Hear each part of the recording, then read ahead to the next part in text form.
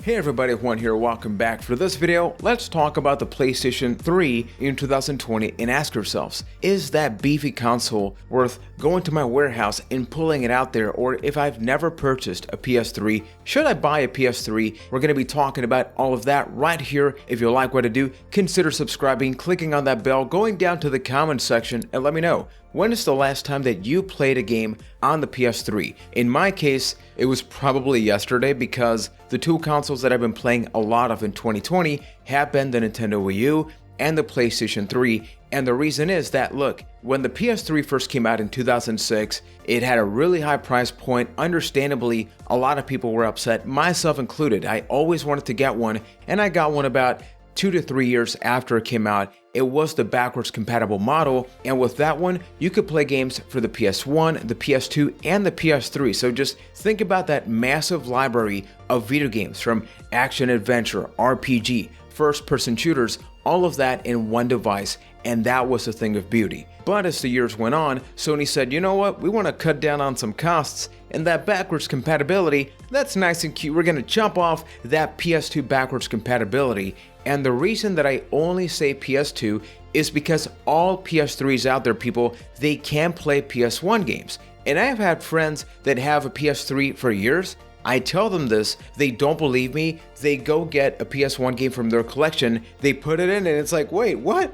You're telling me that I could have played Final Fantasy VII, the original game, this whole time? And I think it's pretty obvious, but if you ever stumble upon an original model that is fully backwards compatible, that grill, that George Foreman grill PS3, absolutely get that. I had it, but I got the dreaded yellow light of death. I called Sony, they said, hey, we no longer repair those. I was an idiot, I got rid of my model, and I have a slim one, which is still the same one that I've had for like over 10 years. And the great thing about all PS3s when talking about backwards compatibility is that if you go to the PlayStation Store, you can actually buy a ton of PS1 and PS2 games even if your PS3 is not fully backwards compatible. I know that the emulation is not 100%, it's not as good as the original model, but you can buy a couple of games, and if you go to the PS1 library, we're talking about games that cost an average of $6 to $10.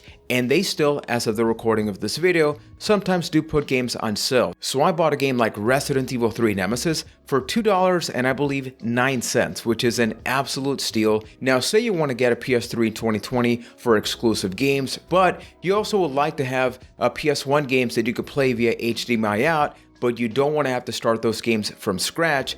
There were many ways to make that happen. Sony, when they first came out with the PS3, did come out with this accessory that I actually have where you could plug in a PS1 or PS2 memory card and actually download that data, transfer it to your PS3 and back. If you only had one PS2 memory card and you're like, I don't want to spend $20 on another one, you could actually transfer, and that way with one memory card, you get a lot done, and that was awesome. But let's talk about numbers. I think the main reason you should consider buying a PS3 in 2020 is because of how stupidly cheap the games are. I'm talking about games like Infamous, which is an open world game if you love games like Grand Theft Auto, but you want a superhero twist.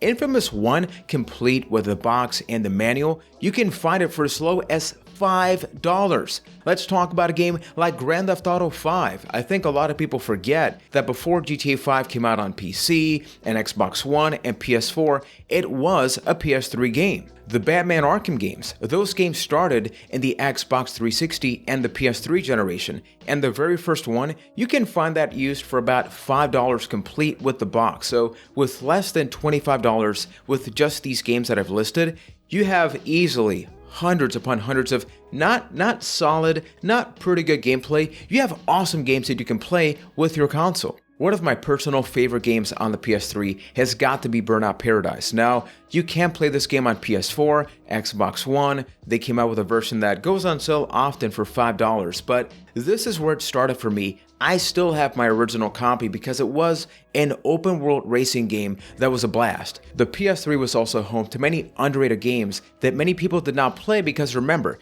it came out at $600, so a lot of people went over to the Xbox 360. It wasn't until many years after that the prices started going down, the performance of games got better, that people switched, but then you had a bunch of these games that just were never played by many people. A good example is 3D Dot Game Heroes. You may be looking at the game going, Juan, this looks a lot like The Legend of Zelda: A Link to the Past. And you will be right, my friends. This is a Zelda-like game on the PS3 exclusively on the PS3, and I will be talking about and showcasing this game in better detail in a future video because it's games like this that make me fall in love with the PS3 library. Now, this is not $5 like the other ones. Unfortunately, games like this one are going to skyrocket in price. Another good example is Demon's Souls. So we talk about Dark Souls, Bloodborne, but this really did start in the PS3 with Demon's Souls. I actually bought this game and I didn't understand what it was all about. Obviously, anybody that's played Dark Souls, you can explain this way better than I can, but this is the true origin of that series of games. Whether the story's directly tied or not, what matters is that you can play these tremendous games that are only available on the PS3. And if I have yet to convince you to buy a PS3 in 2020, I'm pretty sure this next part is going to change that right up, because say you're thinking about buying the PS3, but the concept of building up an entire library is a little frightening for you.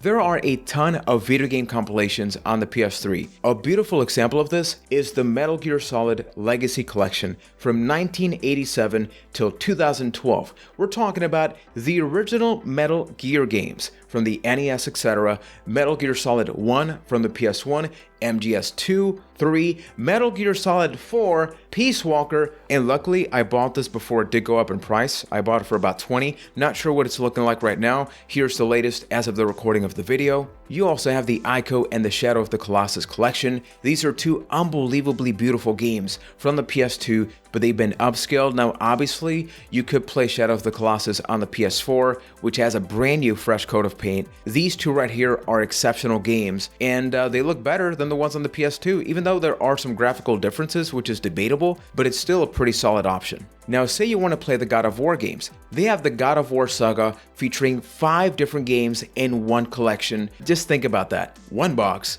5 games. We also have other collections like the Ratchet & Clank one that features multiple games from the PS2, the Sly Cooper one, the Jak and Daxter one, and those are just a few examples of the HD collections available on the PS3. Here are yet 2 more just to whet your appetite, and say you're like, Juan, You're kind of convincing me. You've talked about cheap games, underrated games, HD collections. The PS3 has many exclusives that are not your obvious titles. We're talking about Mod Nation Racers, a game that if you like Little Big Planet, think about that set in the Mario Kart world where the racing is fun, but you can actually make your own stages. There's the entire Resistance trilogy, and you can get that for like around $15. We have games like Heavenly Sword, which did make use of the 6-axis controller. We're going to be talking about that again in just a bit, but it is an exclusive game that does not run as well as I would love it to. It is a very framey, but it is an exclusive game that does remind you that Sony really loves these cinematic experiences in the PlayStation consoles. And one of the most controversial games on the PS3, Killzone 2. We also have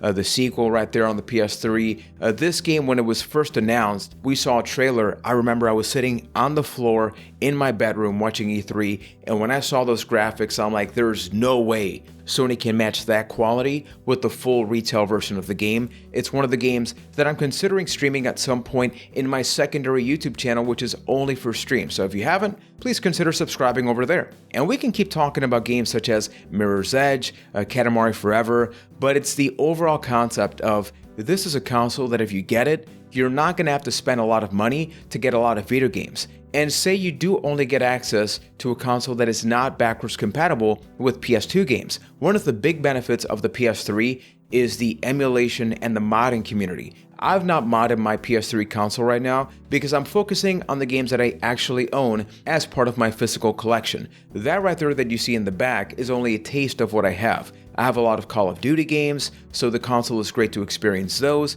but if you modify the console, you can't play other awesome games on the PS3. And the next and the most important part is, well, we talked about the games.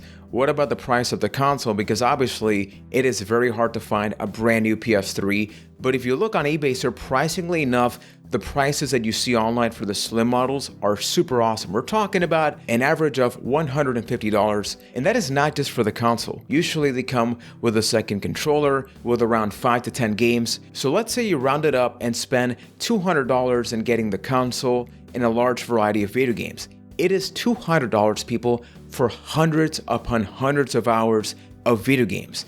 And say you have a PS4 and you've been subscribed to PlayStation Plus. Now I know that it's no longer the case, but they did include many PS3 games for multiple years. I was someone that always went to the Sony website, the PlayStation Store website, and made sure to add those games to my cart and purchase them via PS Plus, so that way if I ever turned on my PS3, I could play those games. So not only do you have the games that you buy or get with the console, you also have these additional games that maybe you forgot about. And a cool feature many people don't know is that you can actually use your PS4 controller on the PS3, whether it be plugged in via USB or Bluetooth. Now, if you do it via Bluetooth, it detects it as an average generic controller. There's no motion, etc., but it still works, and you can plug it in directly, and it does detect it as a PS4 controller. The reason that is that Sony was pretty smart. Before the PS4 came out, they said, hey, we're putting out the controllers on stores like GameStop, Walmart, etc. If you buy it now, you plug it in